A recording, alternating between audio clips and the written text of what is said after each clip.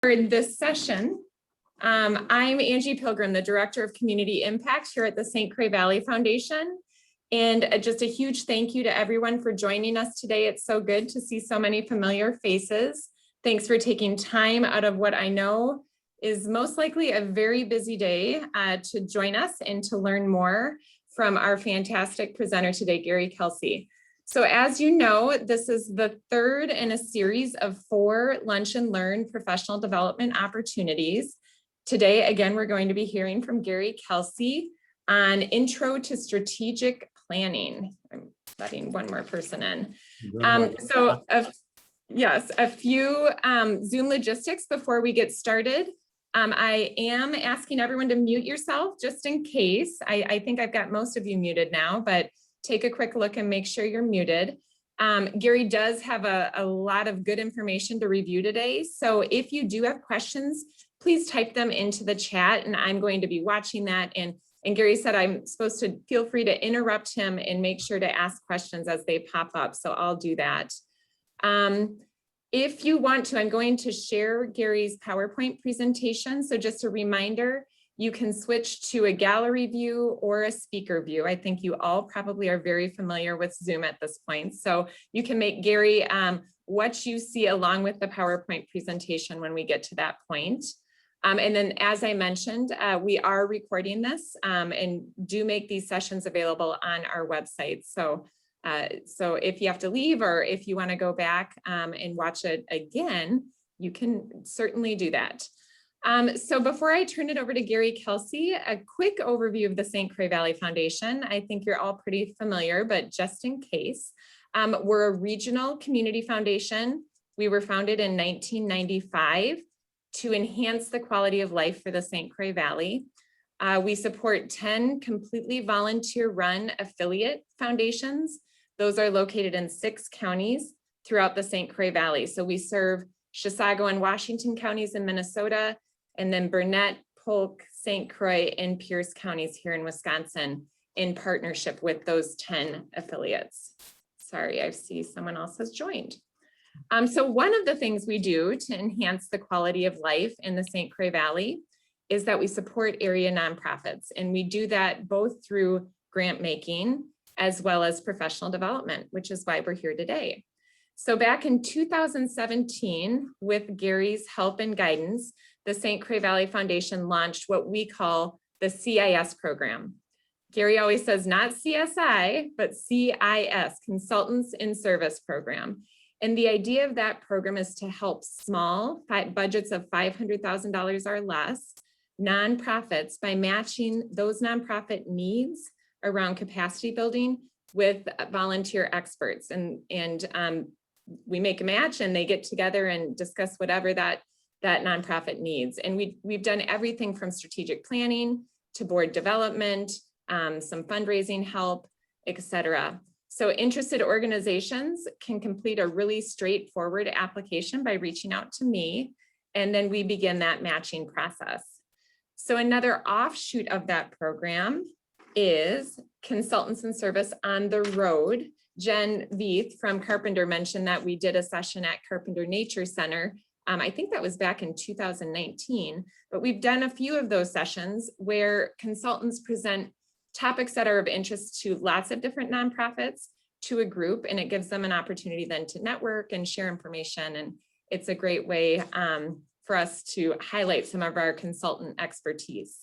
And because we're not currently meeting in person, we decided to bring that programming on the screen. So Consultants in Service on the screen. Again, I want to just remind you, if you're interested in Consultants in Service and want to learn more, please feel free to give me a call or email me, and I'm happy to discuss it with you. But let's turn it over to Gary. So I have Gary's bio here. I'm just going to give you a quick overview of who Dr. Gary Kelsey is. He's currently the Senior Core Faculty and Residency Coordinator for Walden University School of Public Policy and Administration. He's worked with Walden 25 years in various academic positions. He has a total of 44 years of experience in the nonprofit, government, and education sectors.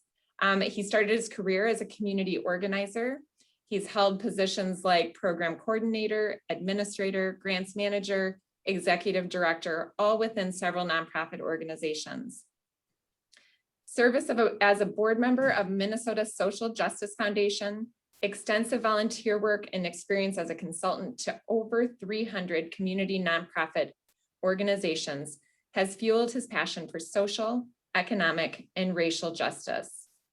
Formerly, Gary was a professor and program director of the MA in Philanthropy and Development program at St. Mary's University of Minnesota. In the past, he has also taught courses and seminars at the University of St. Thomas, Concordia University, and St. Cloud State University. He holds a BA degree in social work from St. Cloud State and an MA in Human and Health Service Administration from St. Mary's University of Minnesota. In 2001, Gary completed a doctorate of education and leadership degree from St. Mary's University of Minnesota. So now I'm pleased to turn it over to you. And again, just type any questions in the chat box. Thanks so much for being here, Gary. Thank you. And whenever I hear that intro, I don't know if I should be happy or tired. I'm not sure which, but I guess a little bit of both. Good afternoon, everyone. I am really excited to be here with you this afternoon to talk a little bit about both my experience in strategic planning and to share some information about it. Strategic planning is not the most scintillating topic in the world, so I was really excited to see so much interest in this. But the reason I still get very excited about it is having worked with now over 100 organizations, either facilitating or creating and facilitating their strategic planning process, I've really learned it's all about empowerment. And that's what we want for our nonprofits, right? We want empowerment. We don't want them to just survive. We want them to thrive. And so for me, strategic planning has been a really important tool in making that happen. Could we go to the next slide, please, Angie? I have the luxury of having Angie advance my slides here. Here, just quickly, we've got a short 1 hour today, so I want to go through, if possible, the following topics. And as Angie said, again, please feel free to type in your questions and she'll jump in. And hopefully later, if we have any time left, we can either unmute you or have you add further questions at the end. But I want to define strategic planning, and I'll say a little bit about why that's so important in a minute, but then talk first of all about why plan, why even bother doing it, the benefits and limitations of strategic planning, strategic planning steps. I'm going to go through what a traditional planning process, which is, I always wonder, it's because we're a chemical dependency state, but it's a 12-step program. And I want to go through each of the steps and then talk a little bit about how those should be customized for your organization. Then talk a bit about the alignment of the outcomes. If the outcomes of your planning aren't aligned with your organizational resources, it's going to be very difficult to meet your goals that you have for the organization. And the last one is I have some resources for success, some online links that I found to be very, very helpful for me in doing this and learning more about strategic planning. So next slide. So here are a couple of definitions. You are all excellent readers at this point in your life, so I'm not going to read them, but I wanted you to have a couple of definitions of strategic planning. And you'll notice the first one is by Goodstein, Nolan, and Pfeiffer. The one I tend to use commonly, however, is the second one, because Brian Berry is someone I had met many, many years ago who used to work at Wilder Research and then Fieldstone, I think it was Planning Group. He talks about strategic planning as, in a sense, a two-part planning process. And that is that the process of determining what an organization intends to accomplish in the future, but not only that, but then how is it going to get there? And that's key. And we're going to talk a little bit about that later. And one of the reasons I want to just put a definition up here to begin with is that I often hear folks use the word strategic planning for everything these days. In fact, it was a long while back now, but I remember overhearing two people say, let's go to lunch and do strategic planning. And I thought, well, you can do that over lunch. You know something I don't. But I think what they mean is let's do good planning. But strategic planning is indeed a model of planning. And so it does have some steps and some elements to it that are unique. It's pretty common sense, but it is a bit unique. And that's why I want to make sure that we define it and we talk about the specific steps. We go to the next slide, please.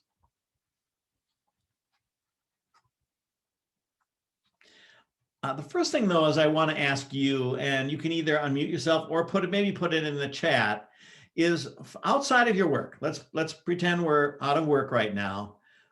In life, we plan for all kinds of things, no matter what planning means to us now in our heads. What are some things that we plan for? And put them in the chat, and it can be anything. And let's see what we get. Oh, I see Debbie says travel. Vacations, absolutely. Thank you. Who says that? Emily. Dinner plans, retirement, absolutely. Childcare, finances, excellent. A couple more. Kids activities, absolutely. Dinner again. Education, food is a good one to plan for. Target runs, no question. I was teaching a class once on strategic planning, and I had a woman say way too enthusiastically when I said, "What do you plan for?" She said, "My husband's death." We're like, whoa, and I said, maybe you want to explain that one a little bit? And she said, I don't mean actually like his demise, but his estate planning, right? Because that's an important thing. And so, as you can see, you all came up with in a very short time, lots of different things that we plan for. And they're all, to some degree and more degree, important, at least important at the time. So next slide. Given we plan then for all of these things from vacations, weddings, retirement, meal times, our finances, all the things that you mentioned, but does planning always ensure that? It doesn't, right? I know I was hoping to have a second return trip to Ireland in 2020. Well, COVID came along, right? So things happen. In a wedding, you can have everything from the other person who you're marrying doesn't show up to bad weather if it's outside. Again, the perfect vacation. Finances. I have several friends who were going to retire around 2008, 2009. And of course, the downturn came and suddenly they weren't able to retire. In fact, some of them are still working. So planning doesn't always guarantee success. So the question I often pose, and we're going to kind of shorthand this by going right into the benefits and limitations of strategic planning, but if planning doesn't guarantee success, then why do it? It's an important question to ask. And sometimes when I hear people say, I don't think we need to do strategic planning, we can't guarantee anything anyway. Things are going to happen. They're going to pop up and we're going to have to just deal with it. We need to be nimble. Well, that's absolutely true, but you can also plan to be nimble. But it is important to plan. And let's look at why when it comes to strategic planning. I want to talk a little bit about the benefits of strategic planning first, but then I want to be realistic and talk about some of the reasons why its usefulness can be, if not negated, can be minimized a bit. But benefits of strategic planning, and this goes for all the things that you just mentioned online, or when we take it back to our work in nonprofits, in that strategic planning, when done well, when done with an inclusive representative group, when there's buy-in from everyone, and when it's lived out, it can improve performance because planning and vision can have power. It can get people excited, it can get inspired, it gives them a direction, a focus perhaps to go through. So when it's done well, it can improve performance. I like this next one, stimulate thinking and clarify future direction. So many of us, and I'm guilty of this personally as well as professionally at times, we have organizational wandering. You have that? Crisis management and preoccupation with day-to-day operations versus long-term goals. Sometimes we're just so busy trying to keep up with the demands of the day that we forget to think, how does this feed into, how does it help us move to where we want to be long-term? And so the stimulating thinking and clarifying future direction is really important, especially when it's accepted by a group of folks and you have that kind of group think, group acceptance. It can be beneficial in successfully addressing organizational problems, again, by focusing on priority critical issues. We can't be all things to all people. We often try, but are we really spending our time, both as individuals and as organizations, doing what really moves the organization forward? Or are we caught up in other things? We all have lots of stakeholders coming at us with demands, expectations, especially in a technology crazy world that we have now and where communication is so rampant that prioritizing is really important, and really saying, who are we really? What's our mission, and what really is going to help us best meet that mission?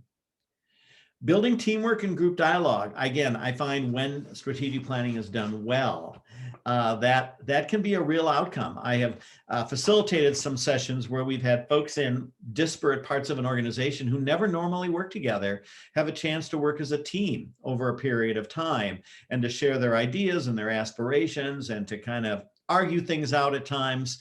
But it's really exciting. You suddenly build these new relationships. And from a systems thinking perspective too, often people will say, well, my job is only between these two lines, but really we're all part of the whole, right? And everything we do, our piece, is part of the larger whole. When I think of the St. Croix Valley Foundation, I think of what Angie does, and Emily and Heather and others. You all have distinct pieces, but they all interact to form the whole. And so building teamwork and group dialogue can be incredibly powerful, and help people feel much more a part of something, and a part of the success of the organization, which is important. I once worked with a very small walk-in counseling center where the receptionist said, well, why would I be part of strategic planning? I'm just the person that welcomes people and kind of sets things up for them to meet with a therapist. And I said, you're incredibly important. You're the first person they see when they come in the door. You are the face of the organization, if you will. You set the tone.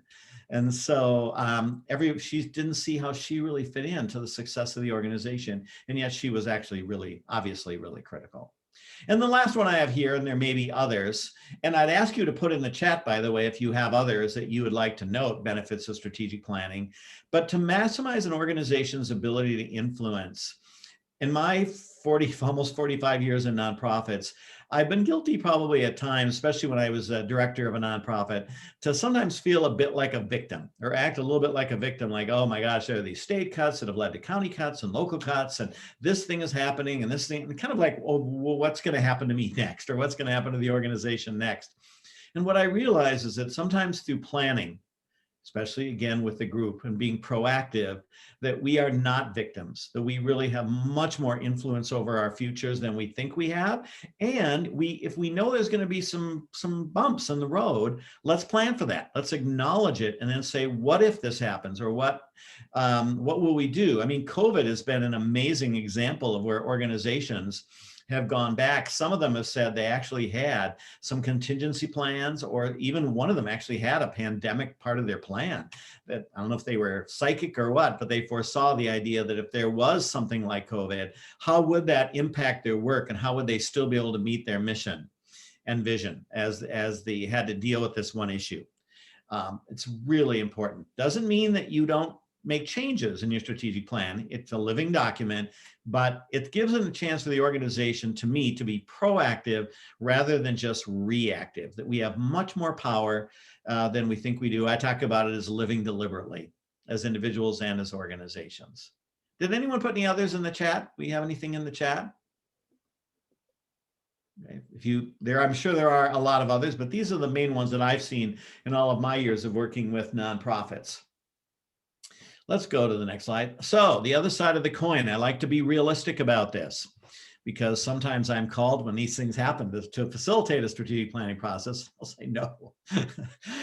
The outcomes of it are limited, or even sometimes negated, when, again, life-threatening problems need to be addressed first. If we were not on screen, we were in a room together, and suddenly there was a fire out in the hallway, I wouldn't say, Jen, form a committee and let's talk about what we're going to do. If Jen was next to the door, I'd say, Jen, hit the floor, and the rest of us hit the floor and follow her out. When there's a crisis, we need to deal with the crisis, right? Or need to deal with those problems that come up, rather than, that is not a good time to start strategic planning, for the most part, because then your lens of your planning is usually around the crisis. And we don't want that, right? We want to be planning in a more positive, proactive state of mind, not this thing has happened, because it just tends to then be the lens of that one issue that's come up. So it's not a great time. Then you need either crisis planning, or you need to deal with the crisis or the issue. And then later, when things are a bit more stable, that's a good time to plan. And then maybe keeping in mind that lessons learned from that crisis. And I've seen some really powerful things come out of that, but not at the time.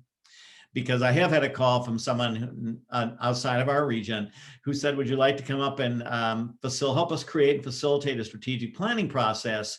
Our board has quit en masse. I, as executive director, am ready to quit. We have all these problems. We're on the front page of the newspaper for possible embezzlement. And it's like, no, this is not the time. You need to deal with some of those issues first through good leadership and good crisis planning. Okay, when poor planning is likely, that's another one. Again, when someone does say, let's go to lunch and do strategic planning, or can we do strategic planning in an hour? No, sadly not. You can begin some of the steps of it, but we can't do it in too short of a time, or when the participants are not committed to doing it. And we'll talk more about that in a moment. When there's not good information, if there's not any background data about your service hours or what you've been doing over the past, things that would help you make plans for the future based on what you've done in the past. But the biggest one I see is when someone said, can we do instead of a 2-hour board meeting, can we do a strategic planning process? And say, sadly not. We can get started on it, but we certainly can't do it in that short of a time. However, it doesn't have to take forever either. We're going to talk about that in a minute. And the last one is frankly the most powerful one, that the number one reason when I go to I'm hired by an organization to facilitate their strategic plan. And I'll sometimes say, can I talk with your staff about it? And they'll say, why? And I'll say, well, I want to find out what their experience has been with planning, with strategic planning, and where they are with all of this. It gives me a chance to get the temperature of the organization. And often I'll talk to staff and I'll see them shaking their heads and going, no, I don't want to do this. And I'll say, why not? And they'll say, we've done it twice and it's never led to action. Or leadership does what they want to do anyway, or the board is not involved and they change things. So when implementation is unlikely, as we say, when the plan goes on the shelf and once every 2 or 3 years you take it out and blow off the dust, that's not, when that happens, that's when folks say, no, I don't want to do this. That's the number one reason why people hesitate and why I think it fails. It's not implemented and they don't see the usefulness of it. So planning must always lead to action. That's key to be successful. So those are the main 3 that I've seen as limitations. Again, you may certainly have others. Feel free later to throw those in if you wish, or put them in the chat. But I wanted to share those just so you know that that helps in thinking about when you're going to do this.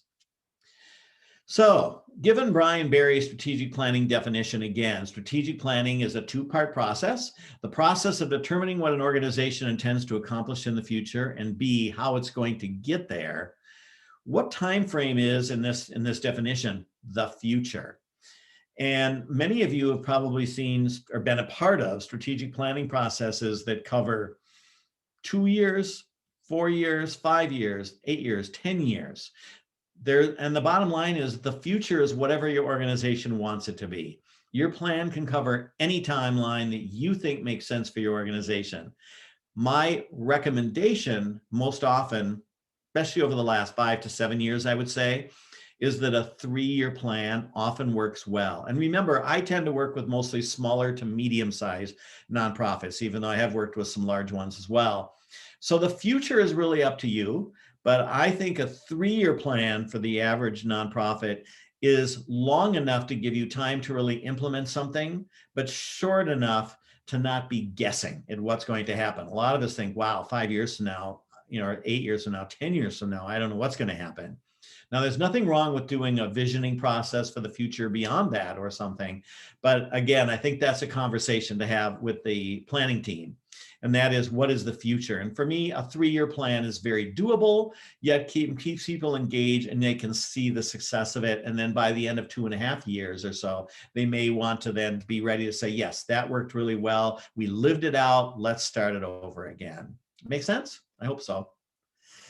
How long does it take to complete a strategic planning process?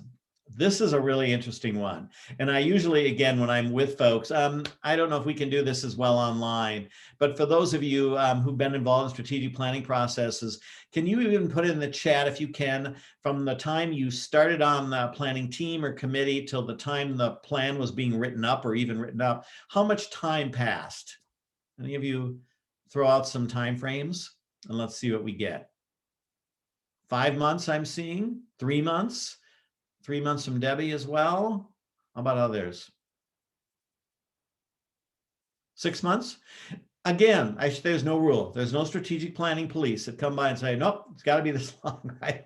Whatever works for your organization. However, I'm just going to give you again my experience. In my experience, if it goes too long, it loses its relevance and people lose interest. I worked with a large Minnesota county way up north that borders Canada, and that strategic planning process went a year and a half. And frankly, by the end, people left their jobs, they died, they moved on. It lost steam. Now, to their credit, what I think was really exciting was, to their credit, they really wanted to reach out to all the little towns, the tribes, to all of the stakeholders out there and get feedback, which I think was amazing. The problem was it took so long, it did lose its relevancy. And by the time they were done, they almost had to start over immediately because the environment had changed. Things had changed in what was going on with the economy, with population, et cetera, et cetera. So no rule. Again, in my experience working with smaller to medium-sized organizations, I think 3 months is a very reasonable amount of time for the process I'm going to describe shortly to complete, and in a meaningful way, so that you can get into the implementation phase of it. Okay. Again, if there's any questions, Angie, toss them out. How many individuals should be on the planning team, and who should be a member? These are questions I get really often within an organization. And what I usually do is I will turn that back to the folks who have invited me to be a part of the process and say, who do you think should be on the team? And it will vary, but often I'll hear, well, our management team, our paid management staff, and our board of directors. Say, well, okay, that can work, but what about the folks who deal directly with clients, the people who are on the front lines, who represent some of the certainly the other areas of the organization? What about your development director, if you have one, or your development staff? And I remember an answer I got back once was, well, why would we invite a development director? They're just going to go out and get the money when we're done. Well, if you're setting goals that perhaps may be related to, in this case, they wanted to double their individual donations by year 2. That was frankly impossible. And without having the development director on the planning team, there was no one to tell them, whoa, this is not going to work. This is not going to work. So having that inclusive representative group is really important. And so while there's no magic formula, I always say, look kind of up and down and wide to figure out who in your organization should be represented, so that you can get a lot of different perspectives from the direct line folks, as well as administration, as well as the board, maybe even outside stakeholders if you would like to be on the planning team. And so the who should be a member is something that really time should be given to be really thoughtful about who makes sense. And in terms of the number of individuals, there's no rule there. However, in the case of a 3-month planning process where you're probably going to meet twice a month for 2 to 3 hours, let's just say on a Thursday night, you have to have a number of people that is manageable, where people will feel that they really need to be there. You don't want it so big that they feel they can drop off and it won't matter. It has to be a process that does allow time for people to really talk and discuss the issues. So I've seen teams go anywhere from 8 to 15 has been kind of a nice number for a strategic planning process. Now, that doesn't mean that other people in the organization won't have a say, right? Or will not give input, and as we'll talk about this in some of the steps. But that doesn't mean others won't have a say. It just means that the team that's kind of shepherding this process forward is a smaller representative team of the organization. And we'll come back to that. Who should facilitate the strategic planning process? Well, when I was consulting full-time, I would have said me, but now it's no. Should it be a consultant is really the answer, is one response. And consultants can do a great job, but like anything, you want to be a good consumer if you're going to hire a consultant, right? You want to know, is this somebody who possibly would do this pro bono? Is this somebody maybe who would do it? Do they have a sliding scale? If your organization is quite new and has a very small budget, will they be willing to do that? Are they so taken with your mission that they would like to provide pro bono services or do it at a very much a reduced cost to do it? The key thing is that you want somebody who knows how to facilitate the strategic planning process, who is a good facilitator, and who is perceived by everyone involved as fair and unbiased. That's the big part. And that's why when someone said, well, why can our executive director do it? Possibly, but there may be a real or perceived bias. And the one thing, reason I hesitate around that is that if it's the ED, then they can't take part as a participant because they are facilitating. And so, that's something we could chat more about later if we have time, but you can have a former board chair I've seen do it, a community leader, but a consultant is good, but the number one reason people don't use a consultant is they'll say it's too expensive. That doesn't have to be the case. So be a good consumer and find out if you have a certain amount of money to spend, here's what we have to spend on the process. What can you do for us?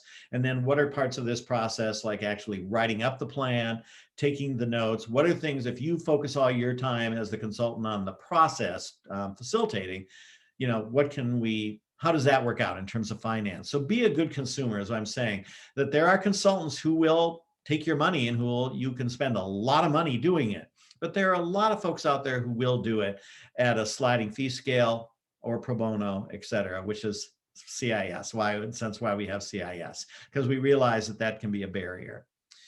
And oh, by the way, another option there is to seek, if you can, a capacity building grant from a foundation. Way back when, many moons ago, when I was first getting involved in the area in the Valley, the St. Croix Valley Foundation had a pot of money that I think was a combination of money perhaps from the Hugh J and maybe some other foundations. And they would give out small capacity building grants for which the nonprofits then could use those grants to hire a facilitator for strategic planning, board training to help them with fundraising, whatever it is. So don't forget that a capacity building grant, if you can get one, is another great way to fund strategic planning without it having to come out of your budget. All right. Okay, let's go to the next. I think we're going to move into the process here. I'm looking at the time. It's 12:35. So I'm going to move through these pretty quickly. But again, stop us if we need to. Again, I've got 12 steps here. And I should mention that as some of the later resources on the last slide, if you look into that, there are different ways of doing strategic planning, and they sometimes move these steps around, or depending on some information you may already have available, you may be able to skip some of these steps formally. I always say you've got to customize the process for every organization, and that is really important. But I want to provide you the classic 12 steps of a strategic planning process so you can kind of get a sense of that, and then you can do what's best for your organization. Step one is actually not planning per se, but it's really important, and it is the planning to plan step, creating and organizing the planning process. And sometimes we tend to jump into strategic planning way too fast. It's like, okay, who can we get to be on or talk into being on our planning committee? We don't want that. We want people that want to be there, that understand why they're there, and will see it as an opportunity to work with others to help move the organization to a higher place. So it's developing the planning process. If you are a subunit of a larger organization and you want to do a planning process, that you need to gain approval from the folks above you, the internal and external decision makers. And then you want to create, again, and orient a strategic planning team. And you want people that want to be there for the right reasons, okay? Not because they want to protect their turf or make sure they don't lose any funding, but because they see what they're doing is important. They know they're an integral part of the organization, but they want to move it forward as a whole organization, not just one part. So it means both understanding the pieces and the whole of the organization. And that's why we talk about step two, clarifying the current organizational mission and vision if they happen to have one. The idea behind this is to say, as a foundation for our planning process, let's start by talking about why we're here. And that mission is foundational to everything we do. I find that I can use that mission statement to depoliticize most situations when they come up. And when there's a push-pull or people, worrying about losing turf, losing staff, losing money, we can kind of come back and talk about, hey, does this conversation further the mission of the organization? If it does, let's continue to have it, or have it in a committee. But if it doesn't, then there's another way of moving ahead with that, or having that discussion amongst themselves. But we want to have a foundation of the mission. Okay, is our say, this is what we're working towards, folks, and to understand and represent the mission in its entirety, not just the part we know or like the best. So it calls on us to be a bit broad-minded that way. The step 3 is with a lot of organizations, we will identify the constituents. In other words, what groups, organizations, entities impact the organization or are impacted by the organization. And sometimes folks will say, well, we only have like clients and funders, and well, no, what about the board? What about your staff? What about vendors that you use? What about pastors in the community that interact with you? If you're a food shelf, let's just say, if you're a food shelf, what about your food shelf volunteers? And what, in terms of clients, do we want to break that down by seniors, by families, single head of household? How do we want to break that down? But when you think of your constituents, you have a lot of constituents. And when we go through this step, sometimes there'll be as many as 40 organizations and entities named that in some way impact the organization. And as one of my participants said, no wonder I'm so tired. We're dealing with so many people.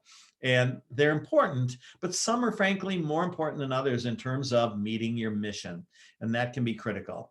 Next slide, please. Okay, step 4, clarifying organizational mandates. Once you've identified who these stakeholders are, then I think it's important to say, frankly, to ask ourselves, what do they want from us? Or what do they expect from us? And we talk about informal and formal constituents or stakeholders. I use constituents and stakeholders here interchangeably. A formal stakeholder or formal constituent would be an organization or an entity in which you have some contract or legal connection to. So if you have a contract with Pierce County to provide something, or a contract with Burnett County or Washington to provide some kind of services, that's a formal mandate because they have given you money based on something you formally said you would do. An informal mandate is really what our clients would expect of us or other stakeholders. And to me, an informal mandate might be respect. It might be timeliness. It could be breadth of services. So informal mandates are things that clients want, but are not contractually, what do we want to say, hold you liable if you, well, that's not a good way of saying it, but that you're not really connected by that contract. Or if you're given a grant, when the St. Croix Valley Foundation makes a Valley Arts grant, the expectation is that the organization will do what they say they're going to do with that funding. Right? That is another form of a formal mandate. Why is it important to clarify these organizational mandates? Because we want to know the realm of what is expected of us by our stakeholders. And then we can actually sometimes say to ourselves, are all of these things really mandates? And are we spending our times on those that are the most important versus the ones that just simply take a lot of time? When I oversaw quite a bit of money for federal Older Americans Act services, food shelf, senior transportation, chore services, all of that years ago, we had an organization that had received a $100,000 grant from us for years and years. They came to me and said, we decided not to take your money this year. I was like, whoa, what's that all about? And they said, we looked at where we're spending our time and found that because this was federal money, and if any of you have had federal grants, you know, the reporting requirements and the application process is huge, is onerous. And they said, we would be better off seeking out additional individual major donors and increasing our individual donor and our other portfolio of funding sources that will help us over the long term. And I thought, good for you. Good for you. They did that because they looked at what was expected of them and put their time where they thought it was most important to meet the needs of their clients. So I hope that makes some sense. So the idea behind step 3 and step 4 is who do you connect with in your universe of your organization, and what do they want from you? And that doesn't mean you can give them what they want for you. When I ran an emergency services agency, our clients wanted 7-day-a-week, 24-hour-a-day service. We were a staff of 5. Was not going to happen, but it did help us change our hours so that instead of working with folks from 9 to 5, we had Saturday mornings and some evenings to be more to be able to meet their needs more fully. And that's why we asked. That's why it's important. Okay, step 5 and 6 are those that are pretty common. This is the one probably most of you have known and you may have done outside of a strategic planning process. And this is what we call our SWOT. assessing the internal environment and assessing the external environment. So identifying, exploring the internal organizational strengths, the S, and weaknesses, the W. And that is incredibly important because we want to play up in our future planning the organization's strengths, and we want to be very aware of our weaknesses because perhaps those are going to be included in some of our goals to move forward in the future. Similarly, in assessing the external environment, exploring the external threats and opportunities, the O and the T of the SWOT, is that we want to know who else and what else is out there that we can partner with, leverage, join with, to do what we do better and perhaps in a more powerful way and with more resources.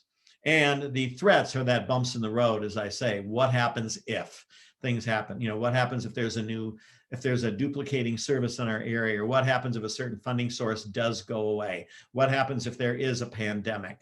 You know, those kind of things, so that we can think about that we can't stop them. That's why these are external. We don't impact them, but we can still have an effect on how we address them. The internal organization, we talk about those as being internal, meaning that we do have some to total level of control over them. So while we don't have control over a bad economy, we do have control over how we raise money and our strategies for raising money during that economy. So that's the SWOT analysis. Okay, next slide. Now, when we're at that point, I think about that as the where we are now phase of strategic planning. We've looked at our external mission and vision our mission and vision if we have it. We look at who are our constituents, what do they expect from us? We look at what are our strengths, our weaknesses, our opportunities, and our threats. And it's like, that's who we are now. That's who we understand ourselves to be. Step 7 is where I often will say when I'm leading this, let's kind of keep that in our heads, but in a sense, set it over here. And now I want you to dream. I want you just working now with an organization in Wisconsin where we're doing Vision 2021 to 2024. And we're creating a vision of the future. What would that look like?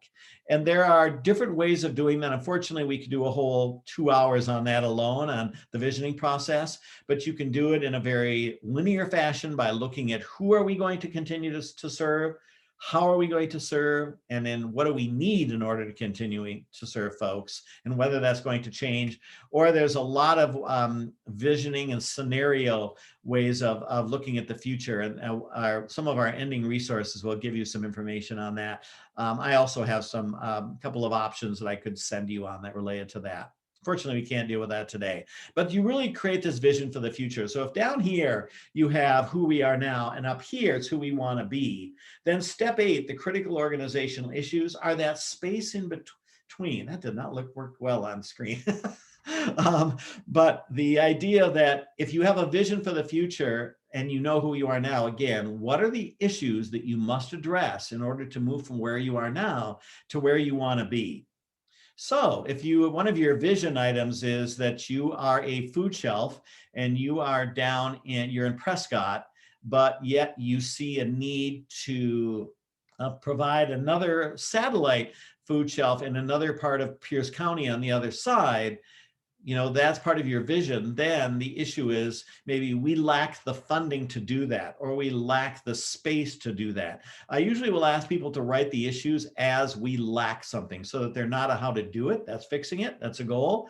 But what is the critical organizational issue that's keeping us from getting there? So it's really important and powerful if we can agree on that, what the lack is. And for instance, a very common nonprofit critical issue is we lack an endowment campaign, or we lack major donor funding, which then in step 9, you'd flip when you identify those 8 to 10 to 12 organizational issues, you flip each one into a proactive goal. So if your organizational issue is we lack a major donor program, then your step 9 goal would be by December 31st, 2022, we will create and implement a major donor campaign and major donor program. So we're flipping the issue into a proactive, positive step. Okay, can we go to the next slide? We're getting near the end here. So once you've got the goals, often that's where sometimes the formal process of working with the committee or the group can end. Because then often what we say is, okay, if you have 8 to 10 goals that are based on your critical issues. And some groups, to be honest, will skip the critical issues. It becomes so obvious in their visioning process what their goals are going to be. They don't feel they have a need to do it. So sometimes we either talk about it a little more informally. Other times we spend more time on that step. It would depend on the organization, where it's at, what bubbles up in the process. But the goals, of course, are incredibly important. And when the goals are set, then we'll often say, or I'll often say to the planning team, who should be writing the objectives for each of these goals? And objectives, of course, should be SMART, right? Specific, measurable, achievable, results-oriented, and time deadline, right? Because those are the more specific statements. So if our goal was by December 31st, 2022, to create and implement a major donor program, maybe one of your first objectives would be that Miriam will report back to the board of an organization by, February of that year as to what other like organizations model for their major donor program. So just very, very specific. What is the activity? Who's doing it? By when? Very, very specific. I like goals with deadlines as well, but they're broader statements. Objectives are steps that will get you to that. Sometimes I think of those as almost like your to-do list, your things that you check off as you go along. And I think it makes sense for the people to create those who are going to be the ones implementing it. So if it is a goal related to development, fundraising, then I would say to the development director, the staff, or a development committee, let's have you take a stab at writing up the objectives as you think makes sense to get us to that goal. And then that is step 10, is to formulate the objectives for each of the goals. At that point, the other small but important piece of a planning process is to identify how are we going to hold up and look at, explore, evaluate our progress on the plan. Not in every objective. That's between the employee, the worker, and their supervisor or the committee or the group. But how are we going to make sure that this plan doesn't go on the shelf and gather dust? And some very common ways of doing that, one I always recommend, is that this planning team that has worked over, let's say, 3 months to come up with this plan should meet at least yearly to review the plan in a shorter session, maybe 1-2 hour session. And for each of the goals, go through and talk about where are we? How are we doing in terms of meeting our objectives for this goal? And that gives them as a group a chance to make any changes that are needed. Okay? And a lot of groups did that because of COVID. Had to have that connection, about, okay, how are we going to make things, change things, still get things done, but how are we going to do it, and what's our timeline difference because of that important happening? Another one is that the executive director will review goal progress at their individual meeting with program heads or department heads or whatever it might be. Twice a year at an all staff meeting, there will be some kind of a process or a conversation about the goals so that the whole staff is involved in knowing it. Another very common one is that the executive director will raise and discuss with the board of directors at every other or at least quarterly the strategic planning goals. What's important to me in this is that, again, this be lived out. And if it's going to be lived out, we need to hold it up at certain times and say, not only how are we doing, but to also celebrate success. In nonprofits, I think we often forget to celebrate what we're doing well. We're so busy trying to meet the next challenge, the next goal, that we forget to say, we did this, that's terrific, congratulations. So that's also important. So step 11 is one that actually is usually fairly short, but it's important, and it's important for, of course, that the group to embrace that and to make sure then they carry that out so that it can be evaluation and progress can be measured. And then the last step is creating and disseminating the plan.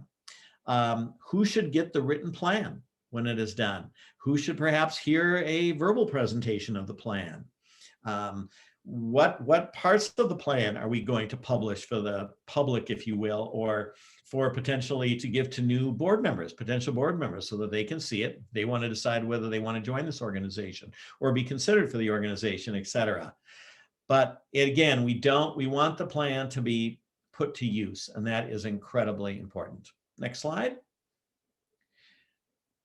And I just want to, so that's the 12 steps. I went through that very, very quickly, but I hope it's helpful. And again, you can customize that. If you have a ton of data, let's say you've done stakeholder, a needs assessment of your stakeholders earlier, that process could be reviewing the outcomes of that data. It doesn't have to be going out and doing interviews, doing surveys, doing some focus groups, et cetera. So you customize it based on the information that you have as an organization. One of the things I've learned over the years is it doesn't matter how great a planning process and a plan you have if you don't then align your organizational resources with your goals. So if you have, I worked with an organization that had 8 goals. 3 of them were related to fundraising and development, and yet they had no one doing development within the organization other than the executive director who was trying to do it on top of everything else that she did. Well, then it makes sense to say, maybe it's time now to hire our first development director so that we have someone dedicated to do this. And what is the role of the board in this? What is the role of the rest of our staff? But trying to align everyone, the staff, the board, our budget, volunteers, technology.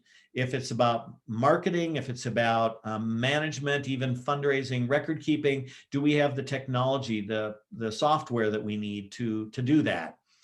Do we have policies in place that can help us do what we want to do? And then are there any other organizational resources that are impacted? Okay, so that alignment piece is really, really important.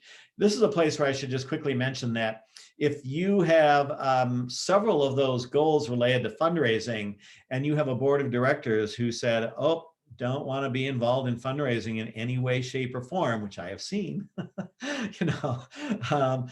I get that, but that's then an opportunity for a good chair to say, look, I understand that when you came on this board, we did not ask you to be involved in fundraising, in development.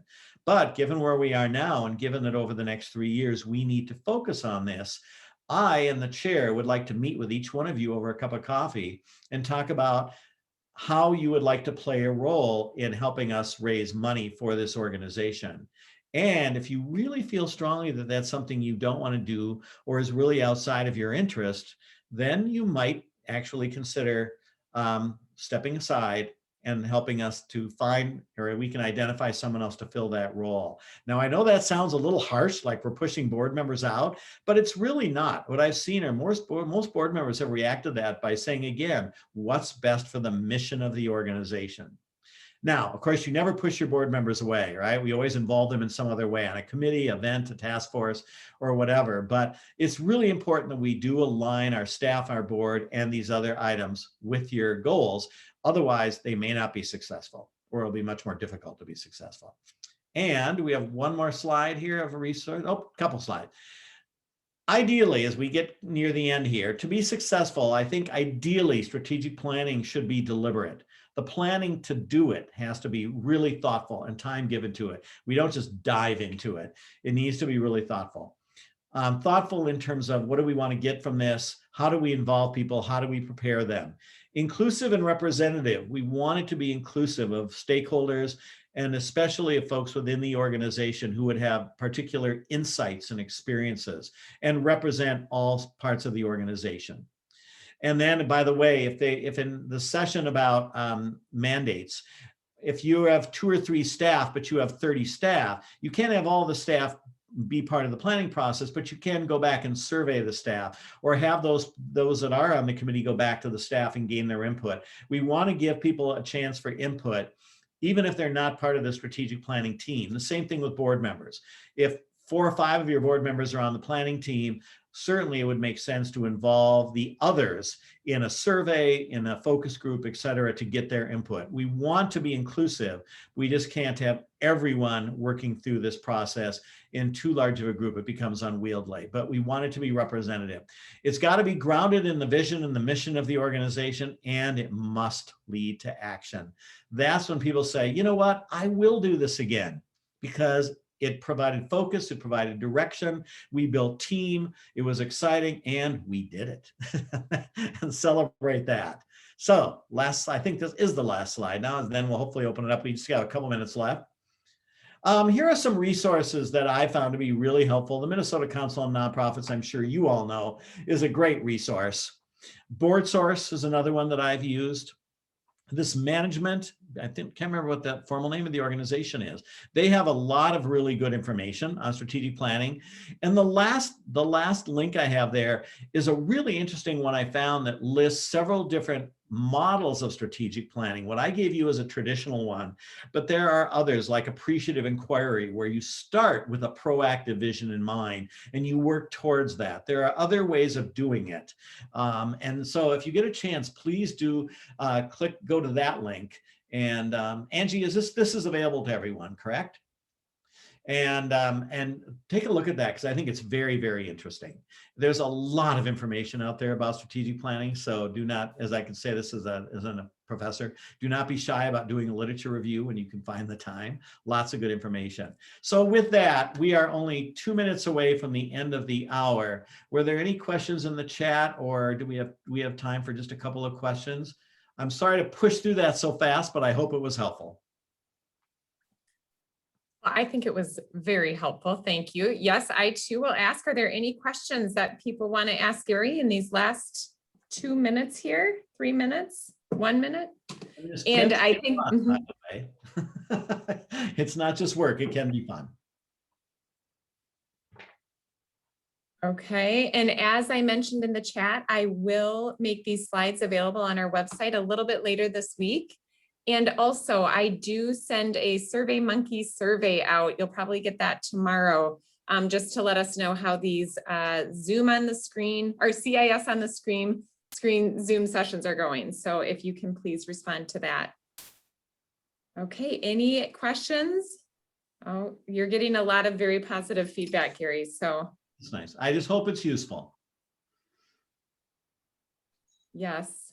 All right. Well, with that, thank you so much, everyone, for joining us today. I hope we can see each other in person sooner rather than later. Yes. But for now, we'll sign off. A huge thank you to Gary. And again, thank you to everyone who joined us. It's good to see you. Thank you all. Bye now. Thank you. Hope to see you soon. Bye now.